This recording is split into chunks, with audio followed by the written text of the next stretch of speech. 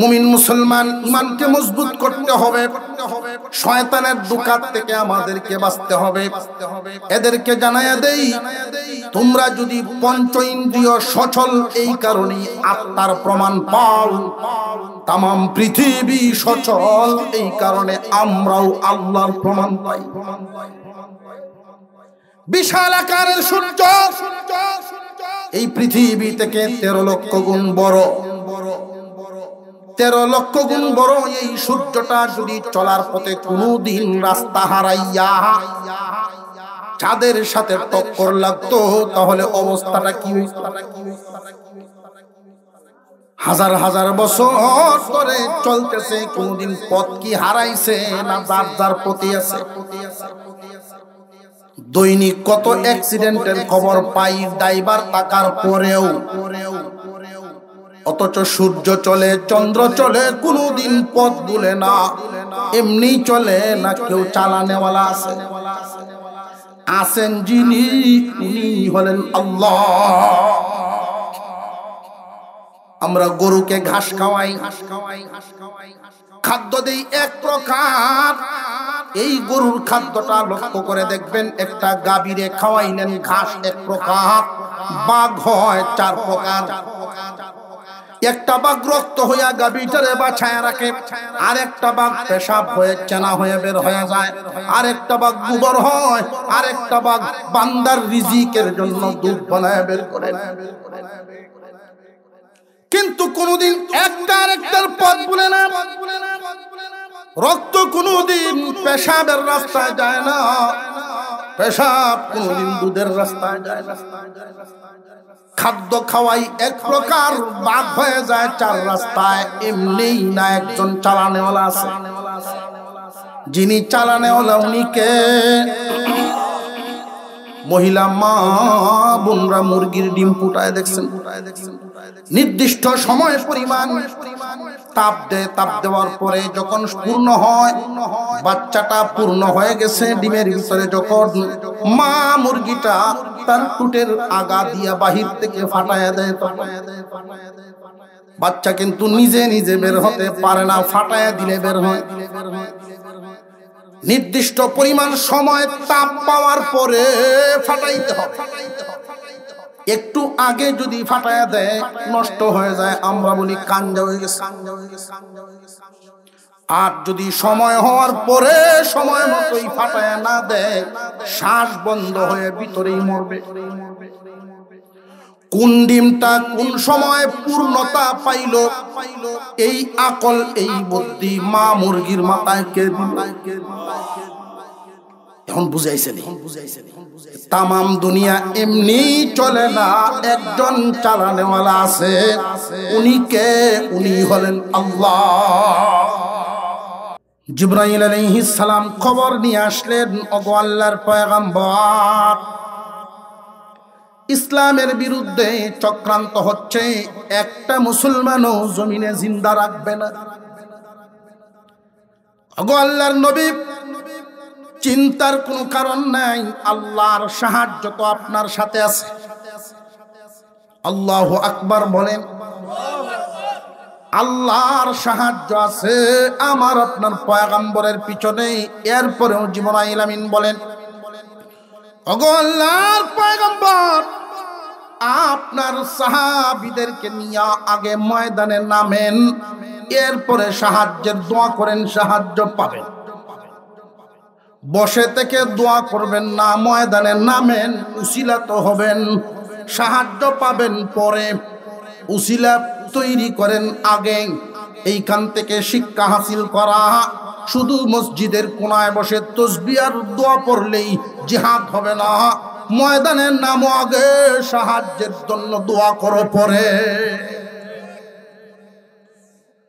মুসলমান ইমানদার ভাইয়েরা আমার, আল্লাহর পয়গম্বর সংবাদ পায়া বড় পেরেশান, মানসিকভাবে চিন্তিত। কেন চিন্তিত? বেশিরভাগই নতুন মুসলমান। সময়টাও অত্যন্ত টানাটানির সময়, ব্যস্ততম সময়। এই মুহূর্তে যদি জিহাদের ময়দানের কথা বলি, যুদ্ধের ময়দানের কথা বলি, কয়জন মুসলমান গ্রহণ করবে, কয়জন গ্রহণ করবে না আল্লাহ পাকই ভালো জানেন।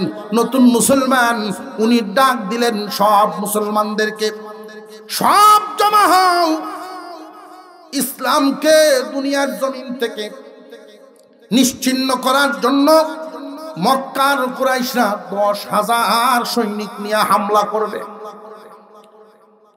তোমরা কারা কারা আছো ইসলামকে টিকায় রাখার জন্য যুদ্ধের ময়দানে অংশ নিবে? কারা কারা আছো? এমন কোন ব্যক্তি নাই, সাহাবী নাই যে নাকি হাত উঠায় না।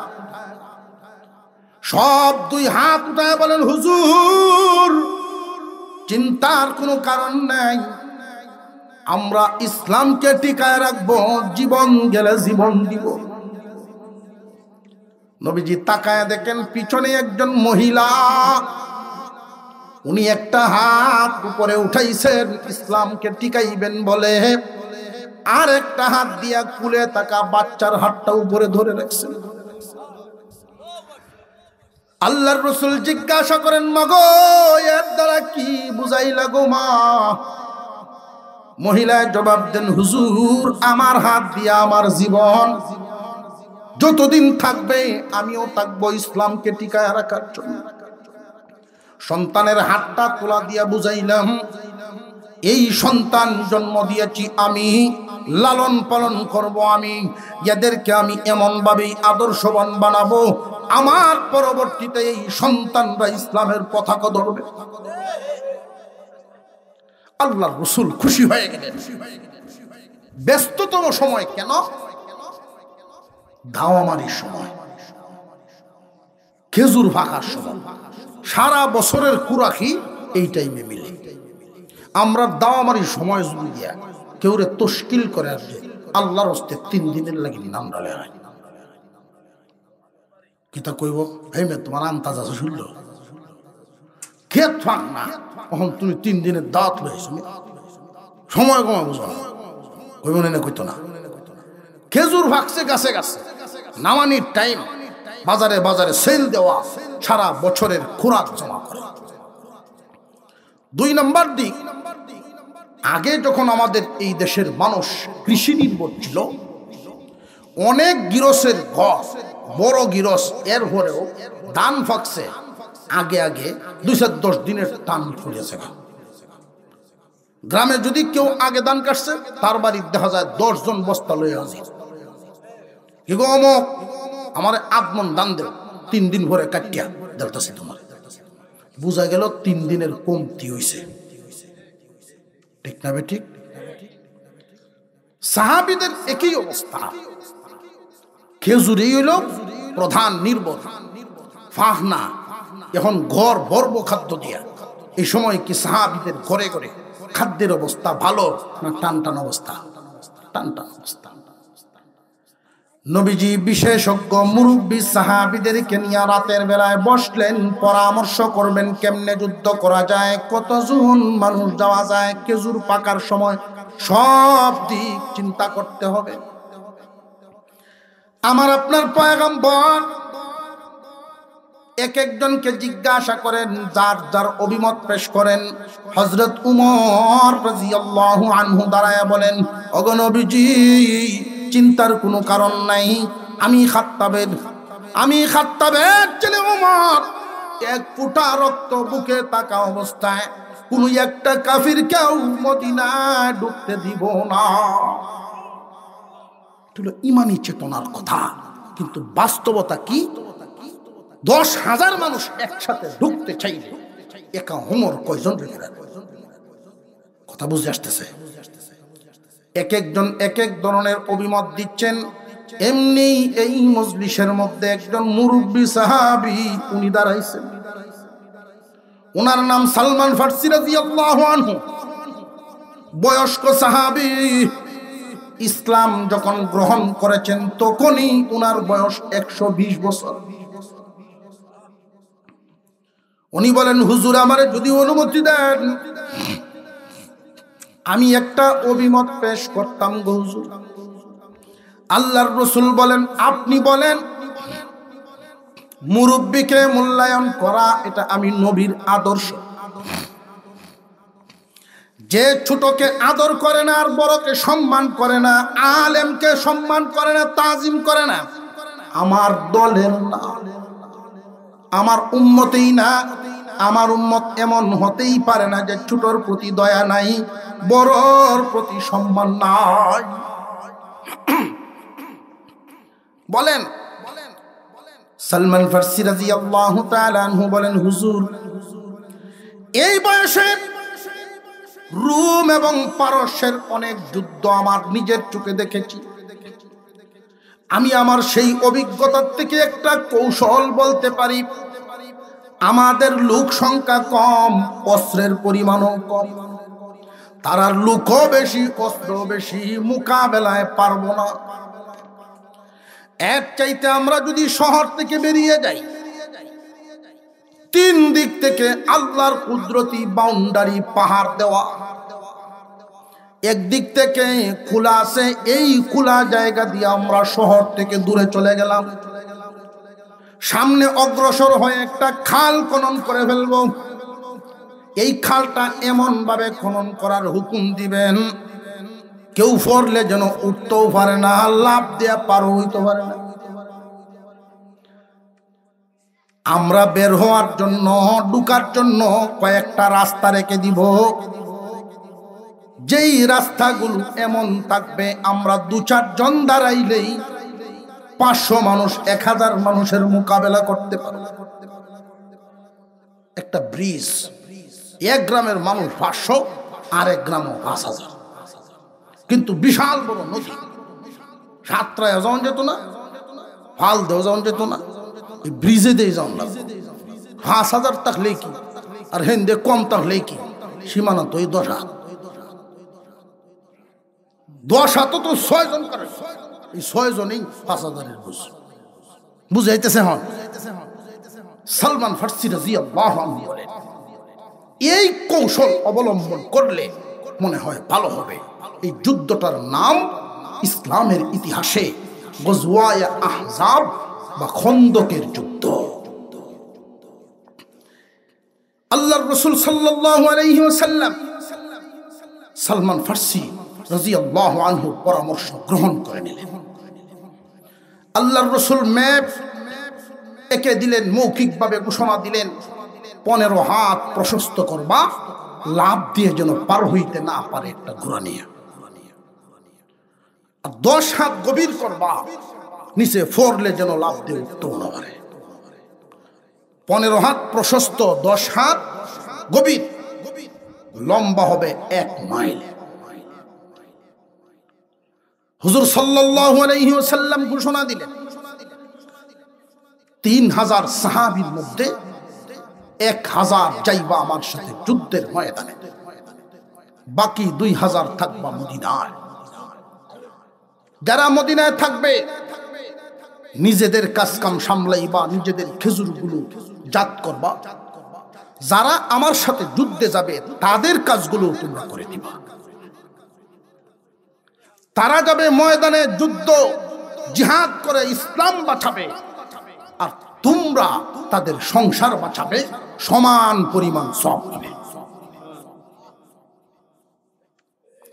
ইসলামের সকল কাজ কি সবার দ্বারা সম্ভব? আর জোরে কর। একদল মানুষ মসজিদ ঠিক রাখবে, আরেক দল মানুষ দাওয়াত ঠিক রাখবে কিতাবাদির মাধ্যমে, এই যে আরেক দল মানুষ ব্যবসা করবে, জীবিকা নির্বাহ করবে, এক এক লাইনে এক এক কাজ। ইসলাম টিকানোর জন্য যারা থাকবে তারা তো অর্থ উপার্জন যেহেতু করতে পারছে না, সুতরাং তোমরা যারা অর্থ কামাচ্ছ তাদের চাহিদাটা তোমরা পূরণ করে দাও। আর ইসলাম টিকানোর দায়িত্ব তো সকলেরই ছিল, সকলের পক্ষ থেকে একদল যেহেতু করছে, আদায় হচ্ছে, তোমরা তাদের আর্থিক অভাবটা পূরণ করো। বুঝে আসতেছে? এই জন্য একদল মানুষ কোরআন পড়ায়, একদলে কোরআন পড়বে, কিয়ামত পর্যন্ত চলতে থাকবে। একদলে পড়াইবে, একদলে পড়বে, আরেক দল পড়ানোর জন্য সাহায্য করবে। নবীজি বলেন আরো একদল এমন আছে সাহায্য করার ক্ষমতা নাই, মাজুর, দুর্বল, গরিব। আল্লাহর রাসূল বলেন, ও আমার উম্মত, মুহাব্বত করবা অন্তর দিয়ে।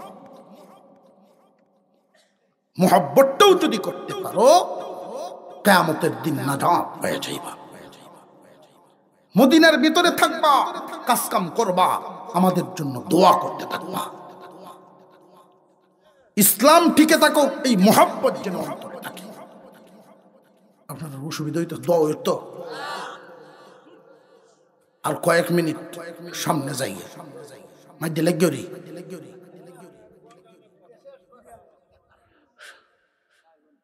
হুজুর সাল্লাল্লাহু আলাইহি ওয়াসাল্লাম চলে গেলেন প্রতি 40 জনের বন্টনে, প্রতি 10 জন 40 হাত, প্রতি 10 জন 40 হাত। 10 জনের বন্টনে 40 হাত, 15 হাত প্রশস্ত, 10 হাত হবে গভীর। প্রতি 10 জনের মধ্যে বন্টন পড়েছে কয় হাত? 40 হাত।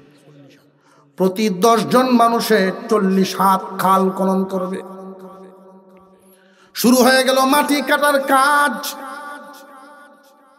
গড়ের খানার অবস্থা, পেট ভরে কি খাইতে পারে না, অনেকেই উপাস থাকে। কেউর কাছে খেজুর আছে, কেউর কাছে শুধু পানি আছে। একজন একটু পানি নেয় আর খেজুর দেয়, 1-2টা খেজুর খায়া অর্ধেক বেলা মাটি কাটে। অন্যান্য কাজের চাইতে মাটি কাটার কাজ দুর্বল না কষ্টের বেশি? আরো চাপটা কম না ভারী? সাহাবীরা পেটের মধ্যে কোন সাহাবীর কোনো খাবারই নাই। তখনকার নিয়ম রুসুম অনুযায়ী পাথর দ্বারা চাপ দিত, কিছুক্ষণের জন্য ক্ষুধাটা কম বোঝা যাইত। বা কাপড় দিয়ে শক্ত করে যদি পেট পাতারে বান দিতেন, ক্ষুধা বোঝা যাইত না, খমর শক্ত থাকত না। কে মাটি কাটে ইমানের মহব্বত,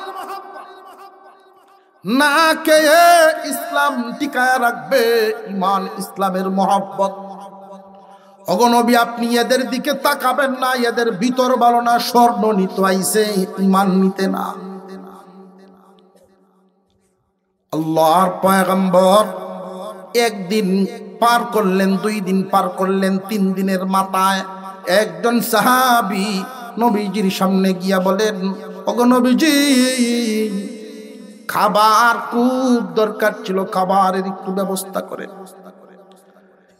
কাপড়টা সরায়া নবীজির সামনে সাহাবী দাঁড়িয়েছে, একটা পাথর দ্বারা তার পেটের মধ্যে চাপ দেওয়া। আল্লাহর রাসূল তার মানসিক সান্ত্বনা দেওয়ার জন্য নিজের দিকে ইশারা করলেন, দেখো। ওই সাহাবী তাকায়া দেখেন রাহমাতুল লিল আলামিনের পেটে 2 দিক থেকে 2 পাথর দিয়ে চাপ দেওয়া। এই সাহাবী তখন নিচের দিকে তাকায়া লজ্জিত হয়ে সেখান থেকে চলে গেল। আমার চাইতে আল্লাহর পয়গম্বর আরো বেশি ক্ষুধার্ত। এই দৃশ্যটা দেখে ফেলছেন কাছের থেকে আর একজন সাহাবী, ওনার নাম জাবের রাদিয়াল্লাহু আনহু। উনি রাসূলের সামনে গিয়া বলেন, ওগো নবীজি, আমাকে একটু ছুটি দেন, আমি বাড়ি যাইতাম। নবীজি ছুটি দিয়া দিলেন, অনুমতি দিলেন, যাও। জাবের রাদিয়াল্লাহু তাআলা আনহু ছুটি পায়া ছোট বাচ্চাদের মতো এমন জোরে দৌড় দিলেন, যারা তাকায়া দেখছে মনে করছে না জানি কি হারায় ফেলছে। জান ছেড়ে দৌড় জাবের বাড়ির সামনে গিয়া চিল্লায়, বিবি রে বিবি। বিবি ঘর থেকে বারান্দার সামনে হাজির। কি গো, কি হইছে? এত পেরেশান কেন আপনি? কে আপনাকে কোনো আঘাত দিছেনি? না রে বিবি, কেউ আঘাত দেয় নাই, আমি আঘাত পাইছি। যার উসিলায় তামাম পৃথিবী আল্লাহ বানাইছেন, উনার পেটে ক্ষুধার কারণে পাথর দ্বারা চাপ দেওয়া দেখছি। জলদি তালাশ করো ঘরে কি আছে। আল্লাহর পয়গম্বরকে কোন খানা যদি দিবার না পারি রে, মনের দুঃখ দূর হবে না। বিবি জলদি করে তালাশ করলেন, এক পাতিলে এক মুঠ আটা পাইলেন, আর একটা পাতিলে আর কিছু পাইলেন। এইভাবে সংগ্রহ করে দেখেন কেজি 3 কেজির মতো আটা জমা হয়েছে। ও স্বামী, আল্লাহর শুকরিয়া, আপনার এই হালতে এই মুহূর্তে 3 কেজি আটার ব্যবস্থা হয়ে গেছে। জাবের রাদিয়াল্লাহু আনহু মুস্কি মুস্কি হাসেন আর আল্লাহর শুকরিয়া আদায় করেন। বিবিরে, আটার যদি একটা খিচুড়িও বানায়া দেই, আমার পয়গম্বরের পাথরগুলো তো খুলে যাবে।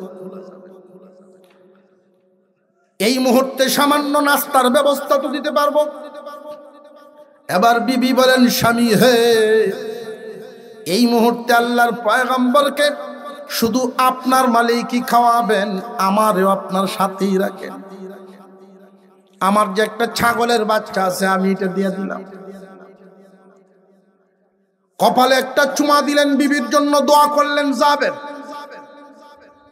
এই মুহূর্তে আমার পয়গম্বরকে খানা খাওয়ানোর জন্য তুমিও যে আমার সাথে দানের হাত বাড়াইয়া দিলে। এখন তো আটা দিয়া রুটি বানানো যাবে, ছাগলের গোশত তরকারি হবে। আল্লাহর পয়গম্বরকে দাওয়াত করব। স্বামী স্ত্রী দুইজন পরামর্শ করেন, স্বামী কেমনে দাওয়াতটা দিবেন, আমরা দুইজনে আগে পরামর্শ করি।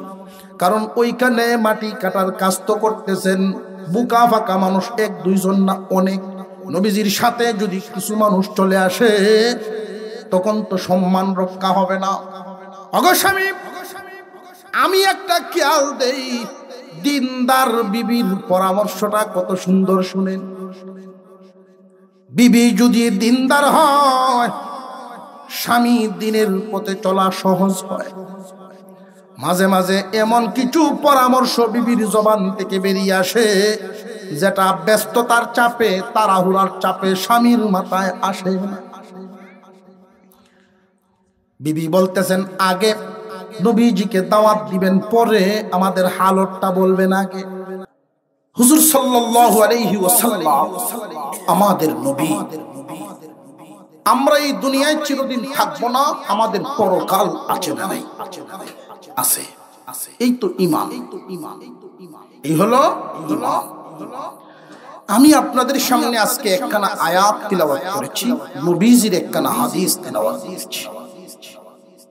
বর্তমান সময়ে নীরব নিস্তব্ধে মুমিন মুসলমানের সন্তানদেরকে ঈমান হারা করার জন্য বহু লাইনে কৌশল করা হচ্ছে, বহু লাইনে মেহনত চলছে। চিন্তাও করা যায় না এত বুঝি চক্রান্ত। বহু লাইনে চক্রান্তের নকশা আঁকা হচ্ছে, কেমনে ঈমান হারা করা যায়। ঈমান দামি এক দৌলত, চলে গেলে টের পাওয়া যাবে না, চোখে দেখা যায় না, হাতেও ধরা যায় না। নবীজি সাল্লাল্লাহু আলাইহি ওয়াসাল্লামের কাছে এই আয়াতখানা যখন নাজিল হয়, একটা অবস্থার পরিপ্রেক্ষিতে নাজিল হয়। আমার আপনার নবী সাল্লাল্লাহু আলাইহি ওয়াসাল্লাম একটা পাহাড়ের সাথে হেলান দিয়া বসা। পাহাড়টার নাম জাবালে আবু কুবাইস, পাথরের পাহাড়। খানায়ে কাবার খুব কাছে হেলান দিয়া বসে কাবা ঘরের দিকে তাকায় আছে। এমন সময় একদল মানুষ নবীজির কাছে গিয়া বলে, ও মুহাম্মদ, তুমি নাকি এক আল্লাহর দাওয়াত দাও? আল্লাহর রাসূল বলেন, হ্যাঁ, এতে কোনো সন্দেহ নেই যে তোমার এক খুদা সকল চাহিদা কেমনে পূরণ করবে। আমরা তো অনেক মূর্তির পূজা করি, এরপরেও অভাব দূর হয় না। তোমরা এক খুদা কেমনে কি করবে?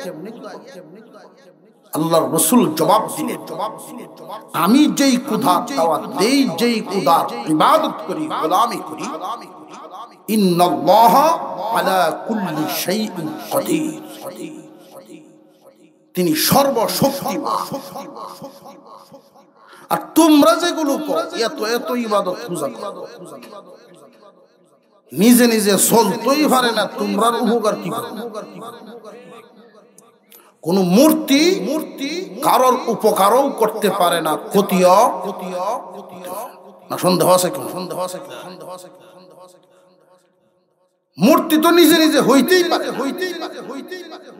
যে খুদা বানে, যে খুদা কয়, ভক্তি দেয়, হ্যাঁ বানাইছে, খুদারে বন্দায় বানাইছে।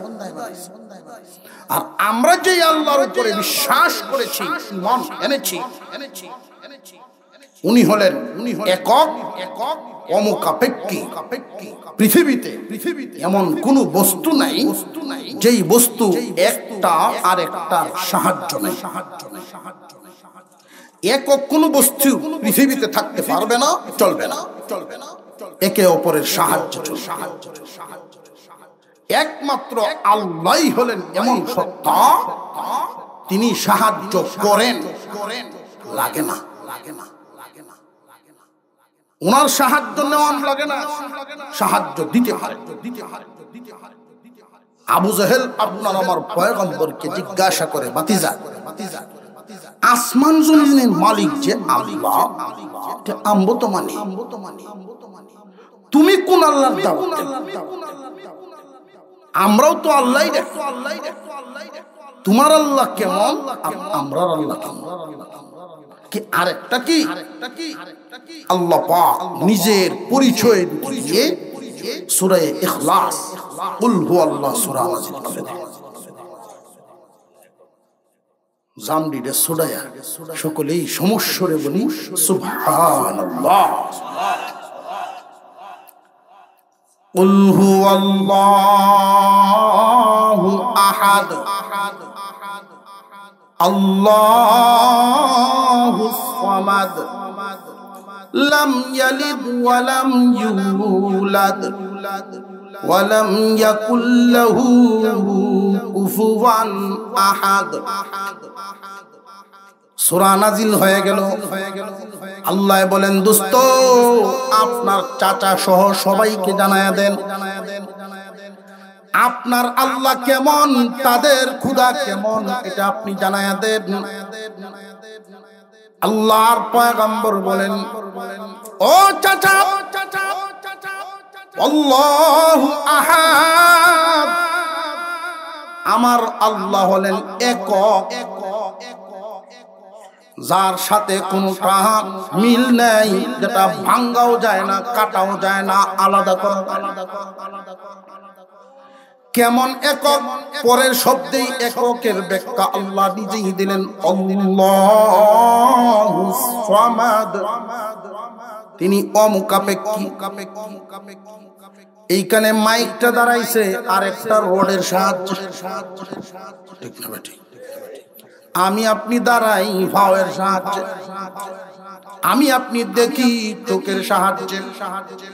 চোখ নাই, দেখাও নাই। আমার আপনার আল্লাহ দাঁড়াইলে পাও লাগে না, দেখলে চোখ লাগে না। কথাটা বুঝবেন ভালো করে। আল্লাহ দেখেন, তবে ওনার যে চোখ আছে আমরার মতো এইভাবে বিশ্বাস করা যাবে না। আমরা চোখ ছাড়া দেখি না, আল্লাহ দেখেন। কেমনে দেখেন? আল্লাহু আলাম, আল্লাহ জানেন, তবে আল্লাহর চোখ লাগে না। মহান আল্লাহ সব জায়গায় কেমনে থাকেন? আলো সব জায়গায় কেমনে থাকে? অনেক নাস্তিকরা এই প্রশ্নের জবাব চায় যে আপনারা না দেখে যে বিশ্বাস করেন আল্লাহ, কই একটা নিশানা দেখান যে এটা আল্লাহ। পয়েন্টটা কঠিন হয়ে যেতেছে না? কথাগুলো বুঝতেছেন আপনারা?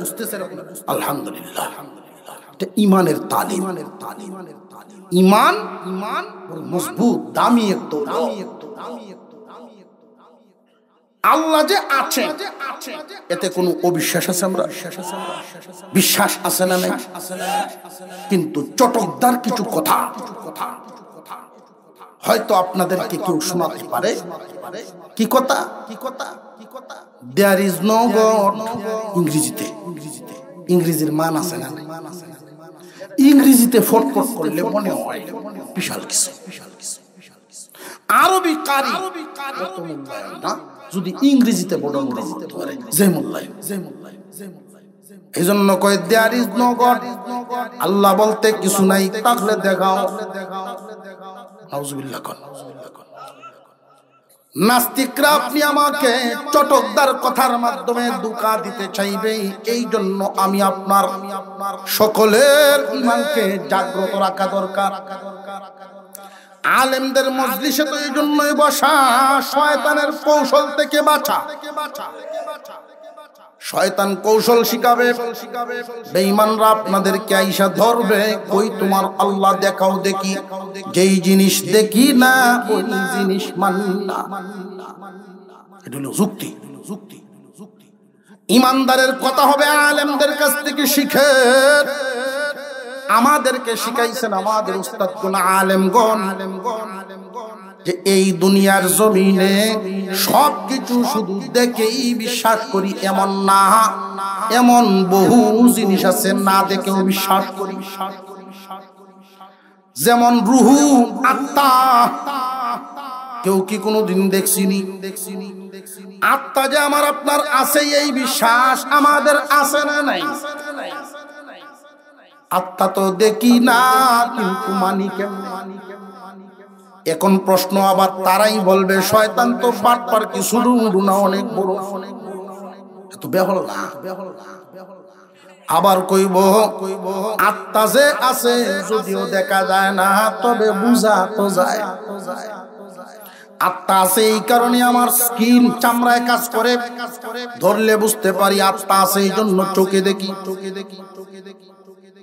যখন পঞ্চ ইন্দ্রিয় চলবে না বুঝবো আমার রুহু আর রইল না। পঞ্চ ইন্দ্রিয় আছে এই কারণেই বুঝতে পারি রুহু বলতে কিছু আছে। মুমিন মুসলমান ঈমানকে মজবুত করতে হবে, শয়তানের ধোঁকা থেকে আমাদেরকে বাঁচতে হবে। এদেরকে জানায়া দেই তোমরা যদি পঞ্চ ইন্দ্রিয় সচল এই কারণে আত্মার প্রমাণ পাও, তামাম পৃথিবী সচল এই কারণে আমরাও আল্লাহর প্রমাণ পাই। বিশাল আকারের সূর্য এই পৃথিবী থেকে 13 লক্ষ গুণ বড়, 13 লক্ষ গুণ বড়। এই সূর্যটা যদি চলার পথে কোনদিন রাস্তা হারাইয়া চাঁদের সাথে টক্কর লাগতো তাহলে অবস্থাটা কি হইতো? হাজার হাজার বছর ধরে চলতেছে, কোনদিন পথ কি হারাইছে না যার যার পথে আছে? দৈনিক কত অ্যাক্সিডেন্টের খবর পাই ড্রাইভার থাকার পরেও, অথচ সূর্য চলে, চন্দ্র চলে, কোনদিন পথ ভুলে না, এমনি চলে না। কেউ চালানেওয়ালা আছে, আছেন যিনি, উনি হলেন আল্লাহ। আমরা গরুকে ঘাস খাওয়াই, খাদ্য দেই এক প্রকার। এই গরুর খাদ্যটা লক্ষ্য করে দেখবেন, একটা গাভীরে খাওয়াইলেন ঘাস এক প্রকার, বাঘ হয় 4 প্রকার। একটা বাঘ রক্ত হইয়া গাভীটারে বাছায় রাখে, আর একটা বাঘ পেশাব হয়ে চেনা হয়ে বের হয়ে যায়, আর একটা বাঘ গোবর হয়, আর একটা বাঘ বান্দার রিজিকের জন্য দুধ বানায় বের করে। কিন্তু কোনদিন একটা আরেকটার পথ ভুলে না। রক্ত কোনদিন পেশাবের রাস্তায় যায় না, পেশাব কোনদিন দুধের রাস্তায় যায় না। খাদ্য খাওয়াই এক প্রকার, বাঘ হয়ে যায় 4 রাস্তায়। এমনি না, একজন চালানেওয়ালা আছে। যিনি চালানেওয়ালা উনি কে? মহিলা মা বোনরা মুরগির ডিম ফুটায় দেখছেন, নির্দিষ্ট সময় পরিমাণ তাপ দেয়। তাপ দেওয়ার পরে যখন পূর্ণ হয়, বাচ্চাটা পূর্ণ হয়ে গেছে ডিমের ভিতরে, যখন মা মুরগিটা তার টুটের আগা দিয়া বাহির থেকে ফাটায় দেয়, বাচ্চা কিন্তু নিজে নিজে বের হতে পারে না, ফাটায় দিলে বের হয়। নির্দিষ্ট পরিমাণ সময় তাপ পাওয়ার পরে ফাটাইতে হবে। একটু আগে যদি ফাটায়া দেয় নষ্ট হয়ে যায়, আমরা বলি কাঞ্জা হয়ে গেছে। আর যদি সময় হওয়ার পরে সময় মতোই ফাটায়া না দেয়, শ্বাস বন্ধ হয়ে ভিতরেই মরবে। কোন ডিমটা কোন সময় পূর্ণতা পাইল, এই আকল এই বুদ্ধি মা মুরগির মাথায় কে দিল? এখন বুঝাইছে তামাম দুনিয়া এমনি চলে না, একজন চালানেওয়ালা আছে। উনি কে? উনি হলেন আল্লাহ। তো একদল মানুষ আমার আপনার নবীকে এসে খানায়ে কাবার পাশে জাবালে আবু কুবাইস পাহাড়, রাসূলের অভ্যাসই ছিল এমন, আল্লাহর ঘরকে তিনি এত ভালোবাসতেন, ঘরেও যদি শুইতেন এমন ভাবে শুইতেন যেন কাবা ঘর দেখা যায়। আর একটু জোরে কর। কোথাও বিশ্রামের জন্য যদি বসতেন এমন ভাবেই বসতেন যেন আল্লাহর ঘর দেখা যায়। এজন্য রাসূল এক হাদিসে বলেছেন, খানায়ে কাবা এমনই একখান ঘর, যেই ঘর একবার দেখলে 20 বার রহমত নাযিল হয়। হুজুর সাল্লাল্লাহু আলাইহি ওয়াসাল্লাম যেই ঘরে জন্মগ্রহণ করেছেন এখনো সেটা আছে। আশিকে রাসূল সেখানে যায়। লাইব্রেরি বানানো আছে, লাইব্রেরি বানায় রাখা আছে, পৃথিবীর বিভিন্ন ভাষায় কিতাব। উলামায়ে কেরামের জন্য নির্দিষ্ট একটা সময় খুলে দেওয়া হয়, ভিতরে ঢোকা যায়। সেই ঘরের দরজায় থেকে আমি দাঁড়াইছি, অনুমান করলাম আল্লাহর রাসূল যে মাঝে মাঝে ঘরের ভিতর থেকে শুয়েও কাবা ঘর দেখতেন। তখন তো সাফা এবং মারওয়া এখন বিল্ডিং এর ভিতরে, হারামের ভিতরে, আগে ভিতরে ছিল না, দুই পাহাড়ের মাঝখান দিয়ে রাস্তা ছিল। আল্লাহর রাসূলের ঘর থেকে খানায়ে কাবা দেখাও যাইত, এদিক দিয়ে চলাফেরা। এই লোকগুলো আয়েশা বলে, মুহাম্মদ তোমার আল্লাহ বুঝি এত ক্ষমতাবান? বলে হ্যাঁ, আমার আল্লাহ অসীম ক্ষমতার অধিকারী। কোন সুবহানাল্লাহ। যে তুমি সেই আল্লাহর নবী? আল্লাহর রাসূল বলেন হ্যাঁ, আমি আল্লাহর পয়গম্বর। তুমি যদি আল্লাহর পয়গম্বর হয়ে থাকো, পূর্বের জামানার পয়গম্বরেরা মুজিজা দেখাইতে পারত। কথা বুঝে আসতেছে? তোমার আল্লাহ যদি এত ক্ষমতাবান হয়ে থাকেন, আর তুমি যদি সেই ক্ষমতাবান খোদার নবী হয়েই থাকো, এই যে পাহাড়ে হেলান দিয়ে বসা, এই পাহাড়টাকে স্বর্ণের পাহাড় বানায় দাও। যদি স্বর্ণের পাহাড় বানাইতে পারো, আমরা এই 10-11 বছর তোমার হাত ধরে মুসলমান হয়েছে। সুবহানাল্লাহর আওয়াজটা, সুবহানাল্লাহ, ঠান্ডা বাতাস তো আইতেছে না। হুজুর সাল্লাল্লাহু আলাইহি ওয়াসাল্লাম দয়ার নবী, যে তারা যদি এইভাবে শর্ত দিয়াও ঈমান আনে, তবু তো অন্তত চিরস্থায়ী জাহান্নাম থেকে বেঁচে গেল। মনে মনে ভাবছেন আল্লাহর কাছে দোয়া করবেন, আল্লাহ দেলাও এই পাহাড়টাকে স্বর্ণের পাহাড় বানাই। আল্লাহর রাসূলের জবান মুবারক এমন জবান, বের হইতে দেরি কবুল হইতে দেরি নেই। অসংখ্য গণিত ইতিহাস ঘটনা। খেজুর গাছের সাথে কথা বলছেন, এই খেজুরের সারা ছোট, আমি মুহাম্মদুর রাসূলুল্লাহ বলছি, তোমাকে লাগাচ্ছি, তুমি বড় হইবা, খেজুরও ধরবা, ফাটকে যাইবা, সময় 1 বছর। সময় কয়দিন? 1 বছরের ভিতর বড় হইছে, খেজুরও ধরছে, পেকেও গেছে, এখনো পর্যন্ত সেই খেজুরের বংশধারা, সেই খেজুর এখনো আছে। 2500 টাকা কেজি। আল্লাহ পাক রব্বুল আলামিন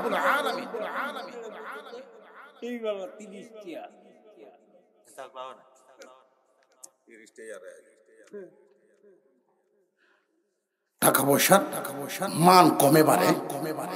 তখন তো আমরা দেশে লন্ডন থেকে যদি 1000 টাকা কেউ বাড়াইছে, আমরা দেশ বাঙাইলে 800 সংগ্রামের আগে ব্রিটিশ পিরিয়ডে লন্ডন থেকে কেউ ভাড়াইছে কাজ কাম করে পরিশ্রম করে 1000 পাউন্ড, এটা আমরা দেশ 800। আর এখন আমরা যেই হালতে দৌড় শুরু করছি, টিহাদে বালিশ বানাইল মানুষ,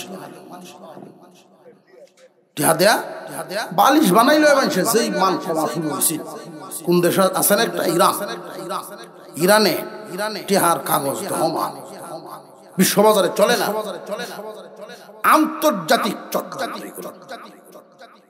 মুসলমানদেরকে কেমনে দাবায় রাখা।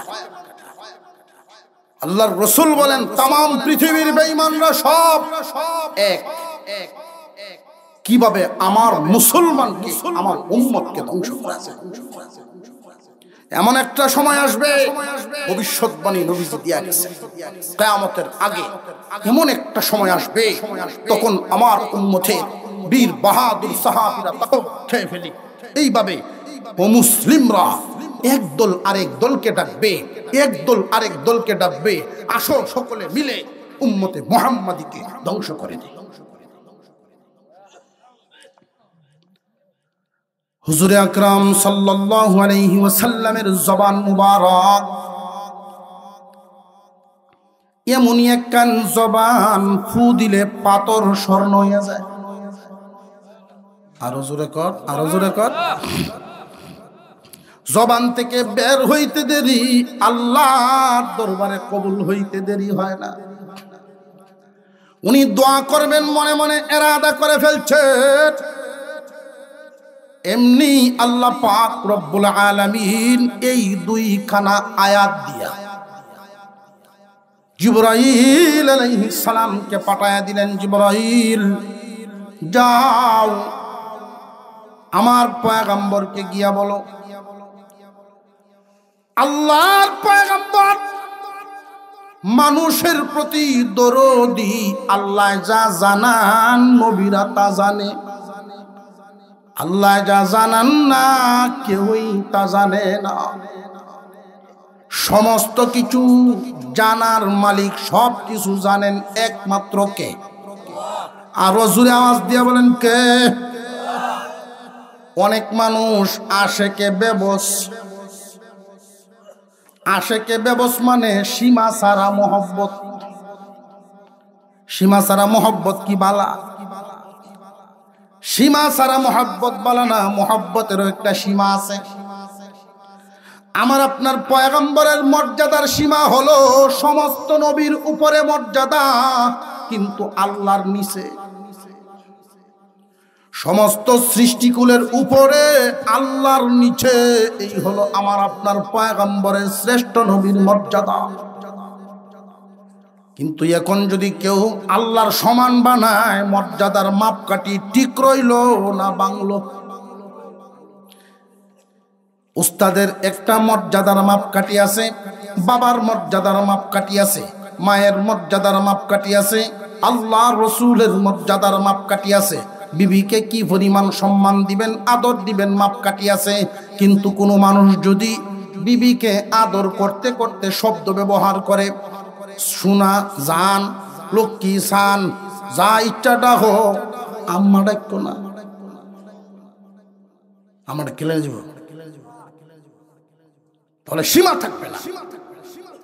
সোনা জান, লক্ষ্মী সান ডাকতে তা হবে, আদর করতে করতে যদি আম্মা ডাক গেলায়, বেড়ার ভিতরে রইল না, বেড়া ভাঙিয়েছে, সীমা ছাড়া। সমস্ত নবীগণ আল্লাহ যা জানান, নবীগণ তা জানেন। মানুষের মনের খবর জানেন একমাত্র আল্লাহ।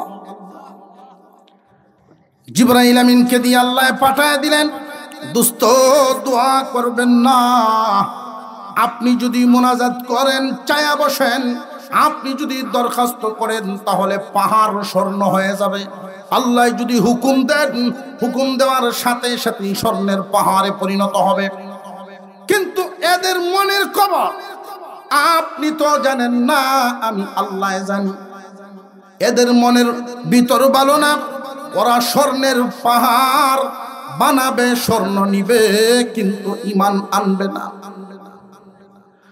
আর যদি ঈমান তারা না আনে, আপনার সাথে এমন করে আমি এমন একটা গজব নাজিল করব, এইখানেই এদের উপরে এমন এক গজব নাজিল করব, ইতিহাস হয়ে যাবে তারা। আমার আপনার পয়গম্বরের একটা টাইটেল হলো রাহমাতুল লিল আলামিন।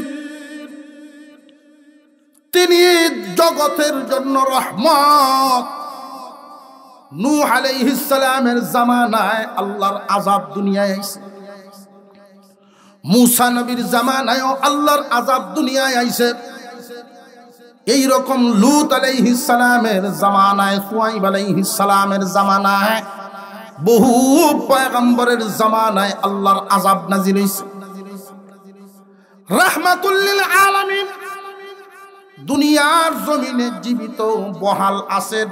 এই হালতে যদি আল্লাহর আযাব নাজিল হয়, রাহমাতুল লিল আলামিনের মর্যাদা রক্ষা হয় না। মানুষের আঙুল তুলবে ইতিহাসের দিকে। রাহমাতুল লিল আলামিন জীবদ্দশায়, এরপরেও আল্লাহর আযাব কেমনে নাজিল হইল? আর আল্লাহর আযাব যদি নাজিল হইব, উনি রাহমাতুল লিল আলামিন কেমনে হইল? কথা বুঝে আসতেছে? আপনি দোয়া করবেন না, বরং এই দুই কানা আয়াত শোনায়া দেন। তারা আপনার মুজিজা দেখতে চায়। ওগো দোস্ত, খেয়াল করেন, এই পর্যন্ত যারা ঈমান এনেছেন, কেহই স্বর্ণ এবং রূপার লোভে ঈমান আনেন নাই। স্বর্ণ রূপার লোভে, টাকার লোভে ঈমান আনেন নাই, বরং ঈমান টিকায়া রাখতে গিয়া জীবন দিতে রাজি, ঈমান দিবে না। বেলাল রাদিয়াল্লাহু তাআলা আনহু, খাব্বাব রাদিয়াল্লাহু তাআলা আনহু, এমন নির্যাতন তাদেরকে করা হয়েছে, হাত পায়ে বেঁধে জ্বলন্ত আংরার উপর শুয়াইয়া বুকের উপর ভারী পাথর দ্বারা ছাপ দিয়ে রাখত। পিঠের গুষ্ঠু গলে গলে, চর্বি গলে নিচের আগুন নিভে যেত। আবার তারা আগুন ধরায়া দিত আর বলতো, এইভাবেই তোদের মরণ হবে, আর না হয় আমাদের ধর্মে ফিরে আয়। আল্লাহর নবীর সাহাবীরা ইসলামকে এতটাই ভালোবাসতেন, তারা এই পুরা দেহ নিয়ে জবাব দিতেন, তোমরা আমারে আগুন দিয়া জ্বালাইতে জ্বালাইতে যদি দুনিয়া থেকে বিদায় করে দাও, আল্লাহ যদি আবারও আমাকে দুনিয়াতে পাঠান, আবারও যদি তোমরা আমারে আগুন দিয়া পুরাও, 1000 বার পুরতে রাজি, ইসলাম ছাড়ব না। আপনি লক্ষ্য করে দেখেন, আপনার সাহাবীরা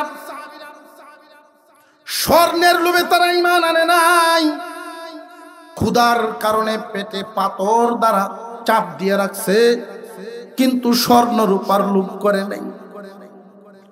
আমার আপনার নবী যখন মদিনায় হিজরতের পরে হিজরত করে যখন মদিনায় গেলেন, মুসলমানের সংখ্যা 3000। কয় হাজার?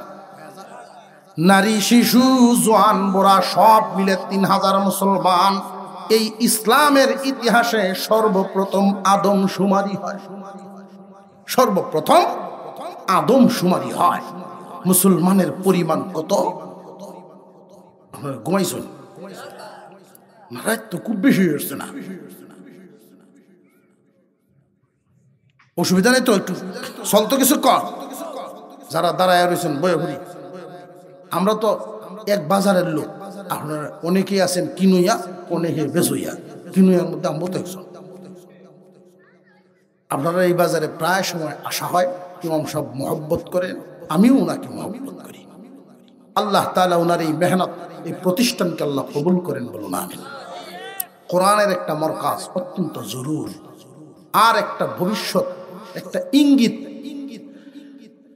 যেখানে কোরআনের আওয়াজ হয়, আল্লাহর ঘর মসজিদ হয়, আজানের আওয়াজ হয়, ওই এলাকা আবাদ হয়ে যায়। আমার বয়স যখন 25-এর কোটায়, 25-এর মধ্যে একটা হাওড়ো এক মসজিদ করছে একবারে হাওড়ো।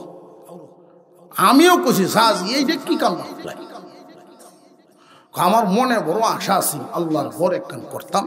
কোনো হানোই সুবিধা যখন পাই না, চিন্তা ভাবনা করে দেখছি আল্লাহ তাআলা দুনিয়াতে সর্বপ্রথম ঘর বানাইছেন কাবা ঘর। তখন কি বাড়ি ঘর আছেন বেটা, কথা তো ঠিক হই হয়। আমি আউরো বানায় তুই আল্লাহ ভাওর বনে 25 থেকে এখন কয় বছরের ব্যবধান, পুরা গ্রাম হয়েছে না। আমি গিয়া মাহফিল, ওইখানে আমার দাওয়াত দিছে, মাহফিল করতাম নয়া ভাড়া নাম, অমুক গ্রামের নয়া ভাড়া হয়েছে, গিয়া দিই তো সামা ভাড়া আসলটার থেকে নহলটা বেঁচে গেল। এটা নহলটা তো নহলের জুড়ে না, আল্লাহর ঘরের জুড়ে।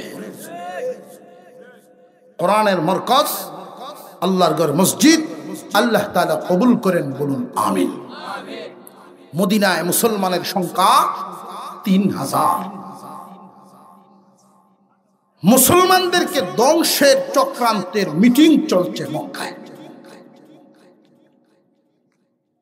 তারা এমন এক চক্রান্ত জাল বিছাইতেছে, খুদ মদিনার থেকে গোপনে কিছু মুনাফিক ইহুদি এদের সাথে হাত মিলাইছে যে আমরাও আপনাদেরকে সহযোগিতা করব, মদিনার চতুর্দিক থেকে হামলা করবেন।